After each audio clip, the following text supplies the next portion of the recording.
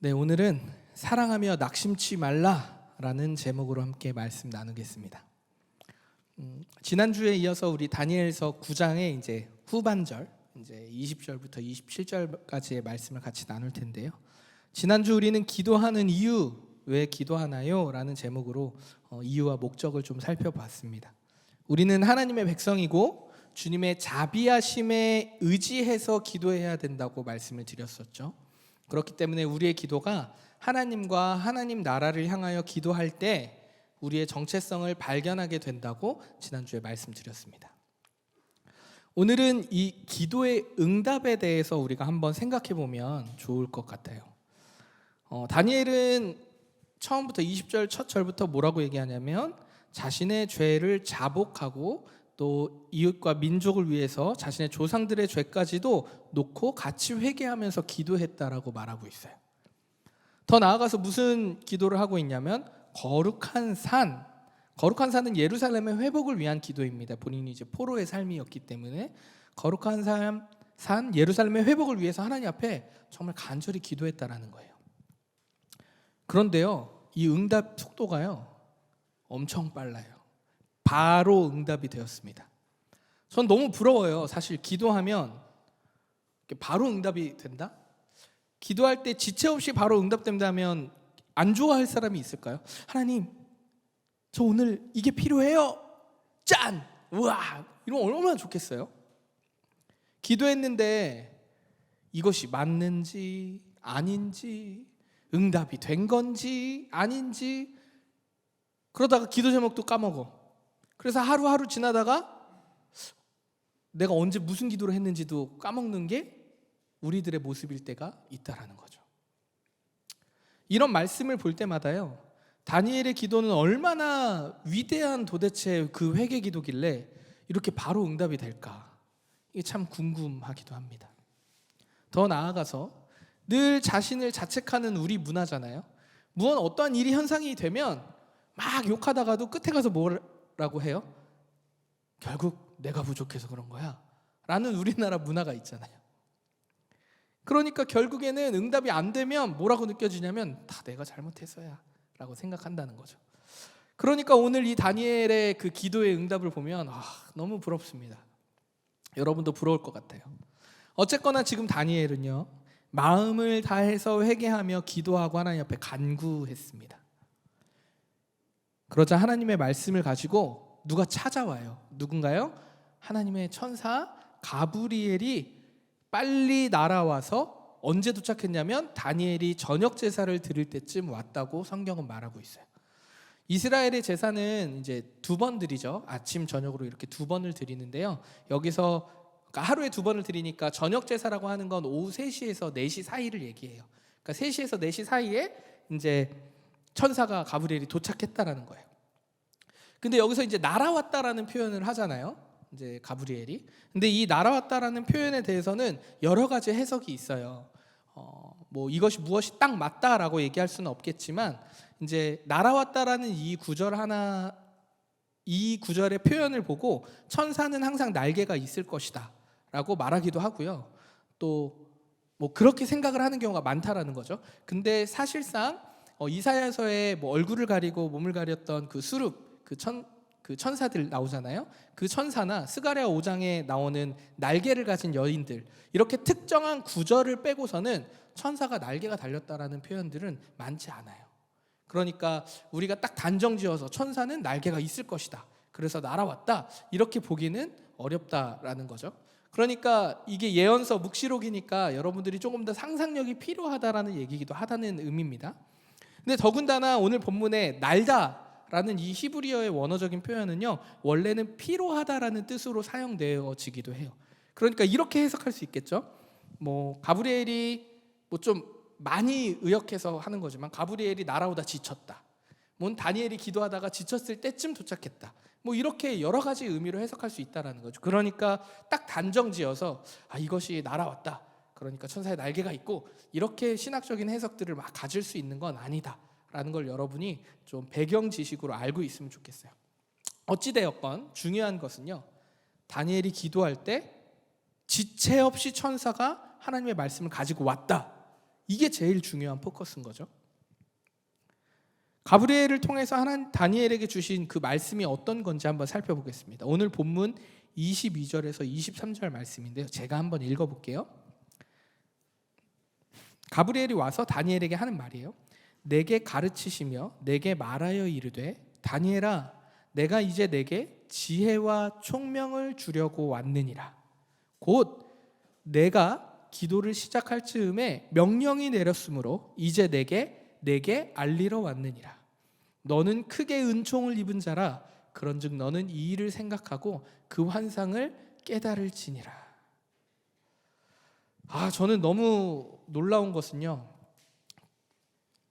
이렇게 저녁쯤에 왔다는 것도 놀라운데 와서 가브리엘 천사의 말을 들어보니까 언제 이미 응답된 거예요. 기도를 시작할 즈음에 이미 하나님께서 반응해서 야 가브리엘 가! 출발! 가서 응답해! 다니엘에게 지혜와 총명을 전해! 이 일을 기억하고 환상을 깨닫도록 가브리엘 출발! 이렇게 하셨다라는 거예요. 저는 이게 너무 부럽기는 해요. 너무 부럽지 않으세요, 여러분?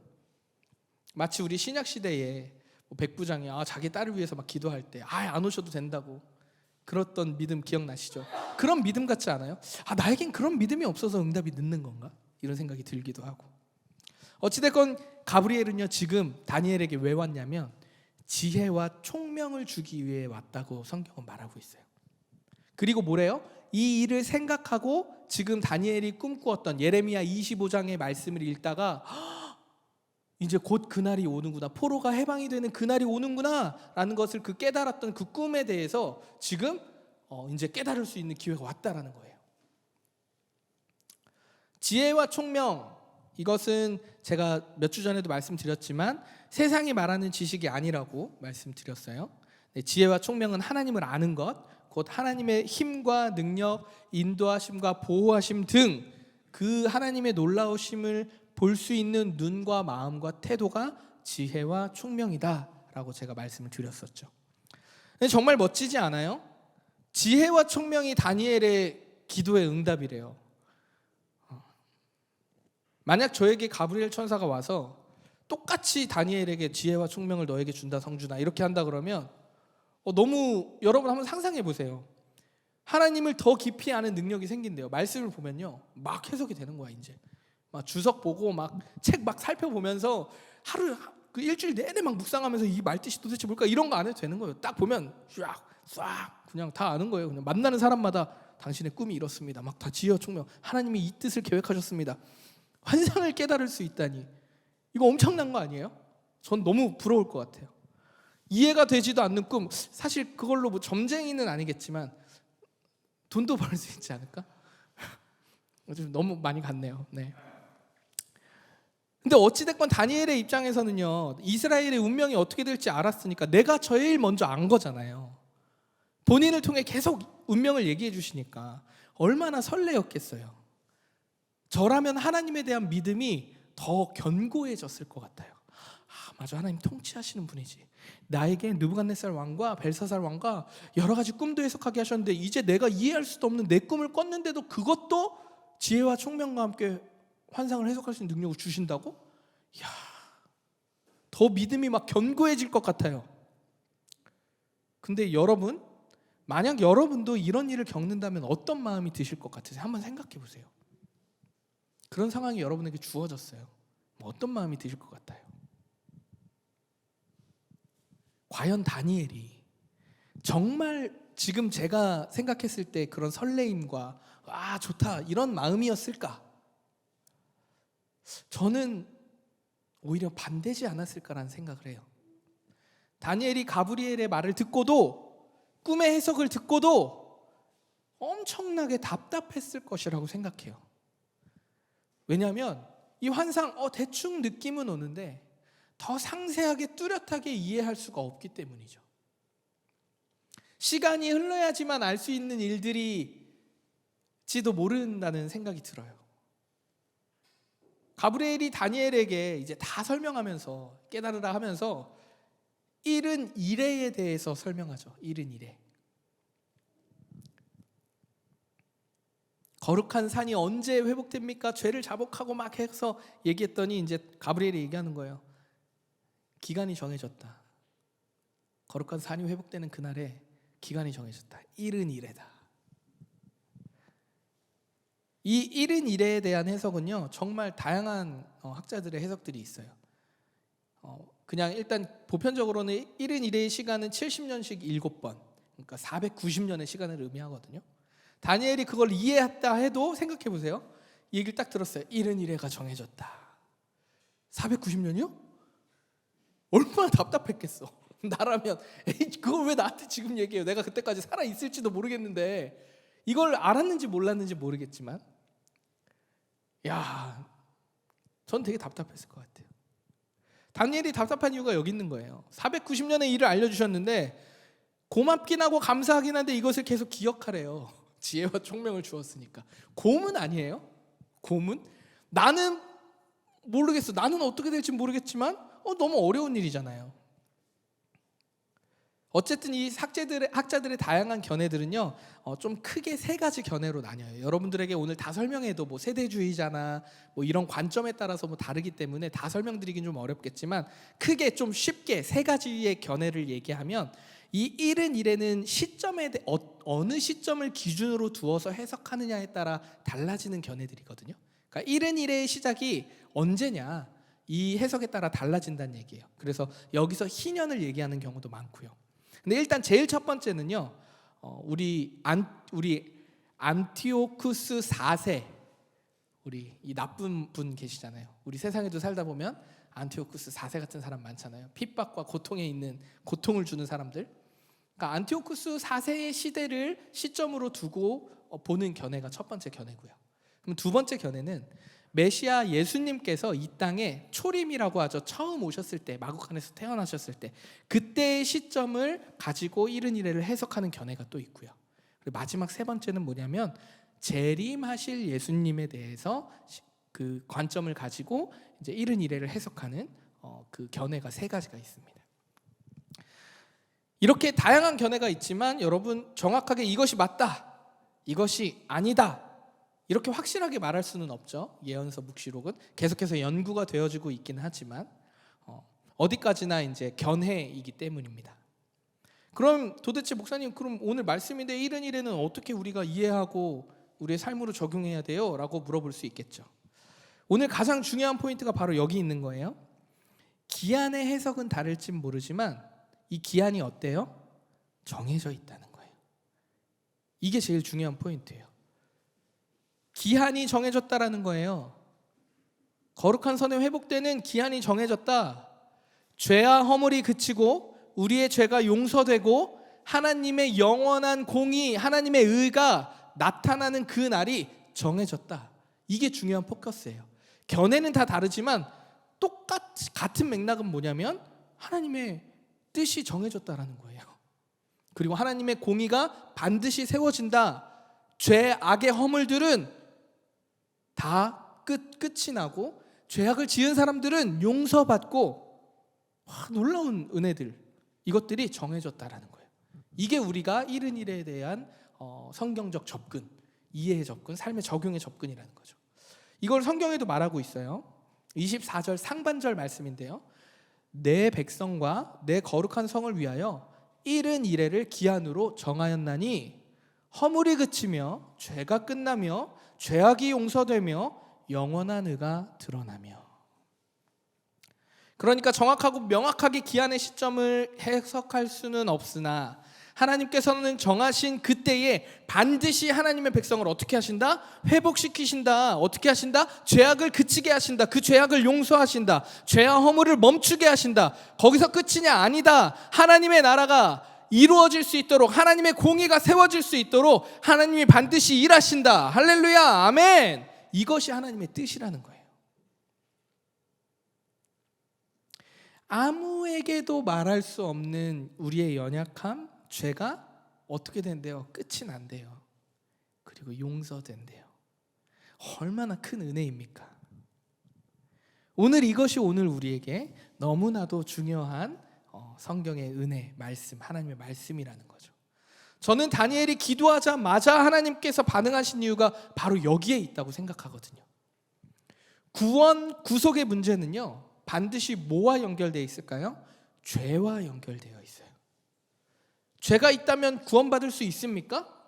없어요. 죄가 있는데 어떻게 구원을 받아요? 값을 치러야 되잖아요. 죄는 값없이 몰래 돈 주고, 이거는 모두에게 동일한 공의가 될 수 없잖아요. 죄는 반드시 값을 치러야 됩니다. 은근슬쩍 몰래 비리로 얼렁뚱땅 넘어갈 수 있는 류의 것이 아니라는 거예요. 구원의 문제는 죄와 반드시 연결되어 있어요. 죄가 없어야 구원받아요. 다니엘은요, 이것을 정확하게 알고 있었어요. 아주 정확하게. 그래서 어떻게 해요? 자신의 죄를 자복하면서 기도해요. 다니엘이 어떤 사람이에요? 그 누구보다 그 포로의 생활 속에서 열심히 마음과 생각과 지켜서 삶의 태도까지 지켜가면서 살았던 사람 아니에요? 그런데도 다니엘에게 죄가 없었을까요? 저는 있었다고 생각해요. 하나님 앞에 온전한 사람이 어디 있었겠어? 모르겠어. 엘리야나 이렇게 마음에 합한 자들, 다윗 같은 사람들은 죄를 지었지만서도 그 외에 나머지는 진짜 완벽했나라는 생각도 들고, 다윗의 숫자가 또 7, 완벽의 수, 이렇게 얘기도 하니까 모르겠어요. 어찌 됐건 다니엘도 하나님 앞에 죄를 자복했어요. 우리가 보기에 놀라워 보이는 그런 믿음의 삶을 살았던 사람도 정말, 어떻게 지난주에 들었잖아요. 베옷을 입고 죄를 뒤집어 쓰고 간절히 기도했다니까요. 근데 자신의 죄만 놓고 기도했어요? 여기에 포인트가 있는 것 같아요. 조상들의 죄를 위해서도 기도합니다. 왜 하나님 앞에 말씀이 그렇게 삶에 많이 뿌려져 있었는데, 왕과 제사장과 선지자들을 통해서 그렇게 하나님의 말씀이 들려졌었는데 우리 조상들이 그 말씀을 따르지 않았다라는 거야. 누가 기도해요? 후손이 기도해요. 우리의 이스라엘의 죄를 용서하여 주시고. 동시대 살아가는 사람들의, 하나님의 백성들을 위해 기도해요. 자복하면서 간절히 구하는 거예요. 무엇으로? 하나님의 자비하심으로. 하나님의 백성이니까 기도할 수 있다라는 염치 없어 보이지만 정말 믿음의 담대함으로 기도하고 있는 거예요. 이게 오늘 다니엘이 빠른 응답을 받은 이유라고 저는 생각해요. 그렇다고 이렇게 기도하면 뭐든지 응답이 빠르다, 이건 아니에요, 여러분. 그리고 나중에 저한테 찾아와가지고, 목사님 저 진짜 마음 다해서 그렇게 기도했는데 왜 저는 응답이 빨리 안 돼요, 이러시지 마요. 네. 다니엘의 기도와 우리의 기도의 차이를 좀 본다면 어떤 게 있을까요? 우리는 우리의 삶의 유익을 위해서 죄를 고백할 때가 너무 많다라는 거예요. 미신적인 사상이 있는 거죠. 내가 고통당할까 봐, 내가 이 땅을 살면서 혹시나 피해를 입을까 봐, 혹시 나에게 위험이, 고난이 찾아올까 봐, 그래서 죄를 고백할 때가 많다는 거예요. 그런데 여러분, 우리가 정말 큰 오해가 있는 게 있어요. 저도요, 이렇게 설교하지만 정말 잠 못 자고 피곤하고 면역력 막 떨어지고 멘탈 막 나가고 있을 때는 하나님이 사랑이라는 걸 잊어버려요. 벌 주시는 하나님으로만 자꾸 인식하게 되더라고요. 우리 하나님은 사랑이십니다. 믿으십니까? 아멘. 죄를 짓고 연약한 투성이지만 그 모습을 보면서 이런 괘씸한 자녀들, 이렇게 하지 않는다는 거예요. 어떻게 해요? 성준이가 또 우리의 모습을 보고 마음 아파하시는 분이 하나님이시라는 거예요. 어떻게 해서든 우리를 회복시키시기 위해서 먼저 다가오시는 분이라는 거예요. 어떻게 해서든 죄의 길을 걷지 않도록 요거 아니야, 막 방해물을 세우고 장애물을 세우시는 분이 우리 하나님이라는 거예요. 그래서 어떻게 해서든 하나님의 길로 인도하려고, 나에게 오게 하려고 하시는 그 사랑의 하나님이라는 거예요. 근데 우리는 죄를 고백할 때 어떻게 기도해요? 채찍당하지 않으려고. 혹시나 하나님 나에게 등 돌리셔서, 우리에겐 두려움의 하나님이 더 강한 것 같아요. 두려움은요, 사랑으로 향해야 진리가 됩니다. 사랑은 모든 허다한 허물을 덮는다 얘기하잖아요. 그 사랑의 본질이 하나님이라는 거예요. 우린 다 알죠? 이 시대의 진정한 사랑은 예수 그리스도의 사랑이라는 것. 그러니까 그리스도의 사랑이 우리에게 너무나 필요하다라는 거예요. 다니엘은 하나님의 마음을 이렇게 잘 알고 있었어요. 그래서 자신의 죄를 너무 자복하면서 고백하면서도 자신의 죄, 조상들의 죄, 동시대를 살아가는 백성들의 죄, 하나님 앞에 모두 범죄한 죄의 사람들을 놓고 본인이 기도했다라는 거예요.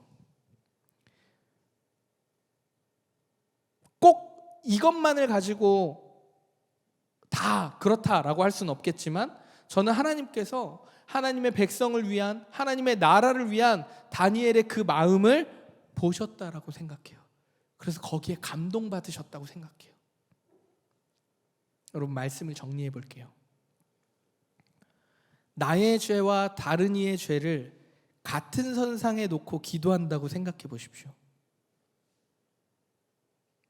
나는 살인 같은 거 하지 않았으니까, 도둑질하지 않았으니까, 사회 안에서 특별히 해가 될 짓은 하지 않았으니까, 나만 아는 죄만 놓고 기도하면 된다는 그런 마음이 우리의 무의식 중에라도 있지 않습니까?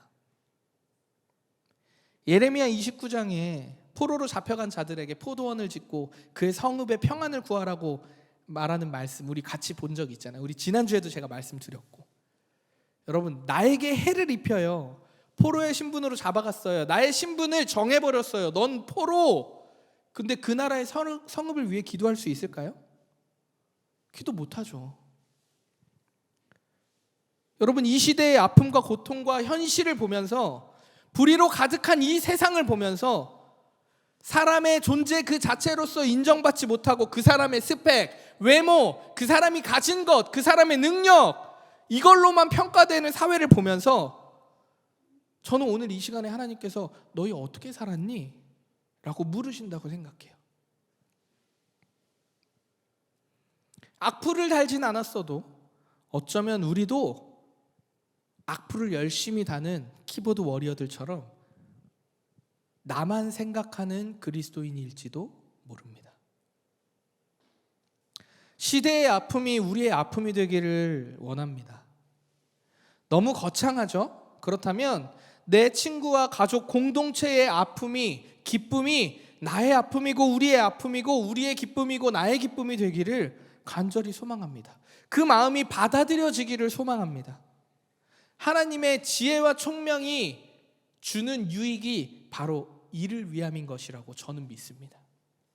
긍휼의 마음을 갖는 것, 사랑의 마음을 갖는 것, 용서의 마음을 갖는 것, 우리 그리스도인들이 일상을 살아가면서 지켜야 할, 그리고 기도해야 할 것들이 바로 여기에 있다라는 거죠. 사랑하는 올디너리 성도 여러분, 하나님을 사랑하십시오. 마음껏 사랑하십시오. 두려움의 하나님이 아니고요, 사랑의 하나님임을 기억하심으로써 하나님을 사랑하십시오. 그리고 낙심하지 않기를 바랍니다. 내 몸 하나도 지키기 어려운 시대잖아요. 맞아요. 너무 어려워요. 여러분, 우리 몸 하나 지키며 사는 거 되게 어려운 시대잖아요. 알아요. 그래서 미래가 더 두렵고요, 막막하고 막 답답하게 다가올 때가 있어요. 그러니까 내 자녀를 바라볼 때도 얘 어떻게 살지? 이런 걱정 때문에 막 두려움이 찾아오고 막막함이 찾아옵니다. 제가 이런 생각을 해봤어요. 하나님의 사랑을 우리가 알지만 왜 이렇게 이 사랑을 전하는 삶이 이렇게 어려울까? 그렇다고 내가 하나님을 사랑하는 게 거짓은 아닌데 왜 이렇게 어려울까? 제가 이렇게 묵상하면서 생각하다가 갑자기 그런 생각이 들었어요. 어쩌면 세상이 너무나 빠르게 변화하면서 나 혼자 이 변화하는 사회에서 혼자 감당하는 게 너무 어려운 거예요. 홀로 이 변화하는 시대를 따라가고 쫓아가고 버텨내는 게 너무 어려우니까 이게 어떻게 다가왔냐면 혼란스러움으로 다가온 건 아닐까? 이 혼란스럽다는 건 다 처음 경험해 보는 거잖아요. 시대가 바뀌는 걸, 이 변화하는 걸 내가 눈 뜨고 보는데 못 따라가. 그러니까 이 무력함과 답답함이 두려움으로 찾아온 건 아닐까? 그러니까 날 지켜야 돼. 방어 기제가 발동된 건 아닐까? 하나님 사랑하는 건 아는데 내 눈앞에 너무 빨리 변하니까 그런 생각이 좀 들었어요. 저는. 여러분, 이런 의미에서 제가 믿음으로 도전합니다. 가족과 친구 공동체를 위한 기도는 나를 위한 기도입니다. 왜냐면요, 두렵고 쓸쓸하고 막막한 그 현실의 눈앞에 홀로 서 있는 것이 아니고요, 함께 기도하며 함께 격려하며 함께 그 믿음의 길을 걷는 사람들이 있다는 건 정말 큰 힘이 되거든요. 그래서 나 이외의 친구, 가족, 이웃, 공동체를 위한 기도는요, 나를 위한 기도이기도 하다는 거예요. 함께 사랑하며 살아갈 때 소망이 있습니다. 믿으십니까? 함께 사랑하면서 기도하며 함께 돌보며 살아갈 때 희망이 있습니다. 믿으십니까? 아멘. 사랑하는 우리 성도 여러분, 우리의 평범한 일상 다 살아가지만 이 평범한 일상 속에서 유니크한 하나님의 은혜들을 경험하는 삶이 되기를 원해요. 앞으로 이 얘기 제가 정말 많이 할 거예요. 평범한 일상에서 유니크한 하나님의 은혜를 경험하는 그런 올디너리 교회가 되었으면 좋겠어요. 하나님 나라의 소망과 하나님의 백성의 기쁨을 우리의 일상의 삶에서 경험해서 자꾸 연합하는 자들이 많이 생겼으면 좋겠어요. 우리 교회의 숫자가 늘어가는 거 아니고요, 어휴, 이렇게 빨리 변하는데 나 혼자 서 있는 것 같아, 폭풍이 저렇게 막 밀려오는데 나 혼자 서 있는 것 같아가 아니라 내 옆에, 내 뒤에 정말 수많은 군대들, 내 동역자들이, 내 믿음의 사람들이 쫙 깔려있는 그날을 한번 상상해 보십시오. 두렵겠어요? 나만 죽는 게 아니라면 두렵겠어? 손잡고 그래 우리 두렵지만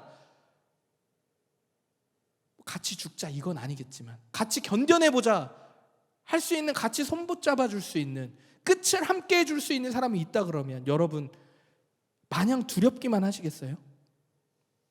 아니죠.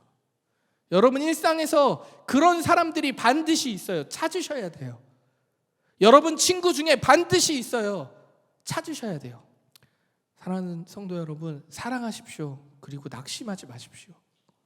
그리고 누군가에게 필요한 일들이 있다면 기꺼이 손을 내밀어 주십시오. 그리고 여러분도 필요한 것이 있다면 기꺼이 손을 내밀어서 도와달라 하십시오. 괜찮습니다. 하나님 정하신 때가 있거든요. 하나님이 정하신 뜻이 있거든요. 우리는 그 뜻을 소망하며 붙잡는 사람들이잖아요. 우리는 그날을 소망하는 사람들이잖아요. 하나님 정하신 뜻, 하나님의 그 때를 두려워하는 사람들이 아니잖아요. 우리는 소망하는 사람들 아니에요? 마라나타 주 예수여 오시옵소서 이거를 외치는 자들이 돼야 되는 거 아니에요?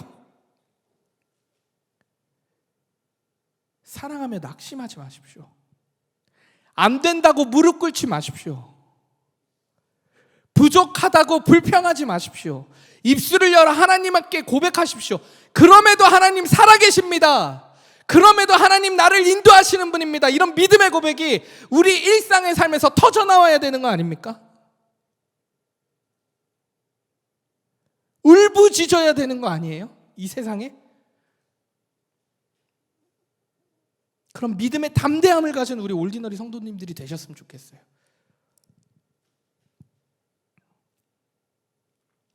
여러분은 평범하지만 하나님의 사랑으로 정말 가득가득 채워지는